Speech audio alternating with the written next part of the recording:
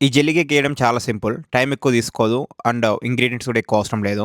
Plus ఇది డైట్‌లో ఉన్నోళ్ళు కూడా తినొచ్చు. షుగర్ కొంచెం తక్కువేసుకుంటే. దీనికోసం మనకు కావాల్సింది agar agar plant based gelatin and ఏదైనా లిక్విడ్. కోకోనట్ వాటర్ గానీ, రెగ్యులర్ వాటర్ గానీ, ఆర్ మిల్క్ గానీ మనిష్టం. ఎవ్రీ హాఫ్ లీటర్‌కి 2 స్పూన్స్ జెలాటిన్ ఏసుకోవాలి. నేను ఈసారి వాటర్ యూజ్ చేశా.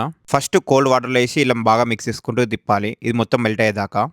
వన్స్ మనకు మెల్ట్ అయిందనిపించాక మనకు కావాల్సిన షుగర్ ఏసుకోవచ్చు. నేను చాలా తక్కువ షుగర్ ఏసి ఇంకొంచెం సేపు మిక్స్ చేశా. అదంతా కరిగేదాకా. ఈ గిన్నెని తీసుకెళ్ళి స్టవ్ మీద పెట్టి హై ఫ్లేమ్‌లో కొంచెం సేపు మరిగియాలి. తర్వాత కొంచెం మీడియం ఫ్లేమ్‌లో పెట్టుకోవాలి కొంచెం హీట్ అయ్యాక. ఆల్మోస్ట్ బాయిలింగ్ టెంపరేచర్‌కొచ్చాక మీకు అర్థమైపోద్ది. లిక్విడ్ అంతా థిక్‌నెస్ వచ్చేస్తది.